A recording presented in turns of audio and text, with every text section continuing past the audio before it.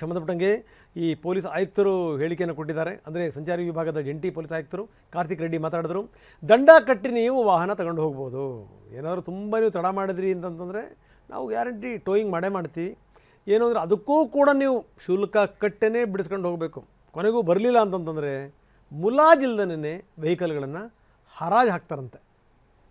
ಈಗ ನಾವು ಸುಮಾರು 1580 ಅಬೆಂಡೆಂಟ್ ವೆಹಿಕಲ್ಸ್ನ ನಾವು ಐಡೆಂಟಿಫೈ ಮಾಡಿದ್ವಿ ಮೊದಲನೇ ಹಂತದಲ್ಲಿ. ಸೊ ಅದು ನಾವು GBA ಕೊಟ್ಟಾದ್ಮೇಲೆ as per GBA act procedure ಅವ್ರು ಅದಕ್ಕೆ ಸ್ಟಿಕ್ಕರ್ ಅಂಟಿಸಿ 7 days ನೋಟಿಸ್ ಕೊಡ್ತಾರೆ. ನೋಟಿಸ್ ಟೈಮಲ್ಲಿ ಯಾರಾದರೂ ಬಂದು ಅವ್ರ ಗಾಡಿನ ಅವರು ಕ್ಲೇಮ್ ಮಾಡಿದ್ರೆ ನೋ ಪಾರ್ಕಿಂಗ್ ಚಾರ್ಜಸ್ ಕೊಟ್ಬಿಟ್ಟು ಗಾಡಿ ತೊಗೊಂಡೋಗ್ಬೋದು.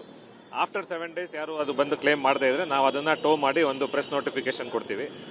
ನಂತರ 15 ದಿವಸದಲ್ಲಿ ಯಾರು ಬಂದು ಕ್ಲೇಮ್ ಮಾಡದೇ ಇದ್ರೆ ನಾವು ಅದು ಆಸ್ ಪರ್ ಪ್ರೊಸೀಜರ್ ಅದನ್ನು GBA ಅವರು ಅದನ್ನು ಆಕ್ಷನ್ ಮಾಡ್ತಾರೆ. ಆಸ್ ಆಫ್ ನಾವು ಅವರು ಬಂದು ವಿತಿನ್ 7 days ಕ್ಲೇಮ್ ಮಾಡಿದ್ರೆ ಅವ್ರಿಗೆ ಪಾರ್ಕಿಂಗ್ ಚಾರ್ಜಸ್ 500 rupees ಇರುತ್ತೆ.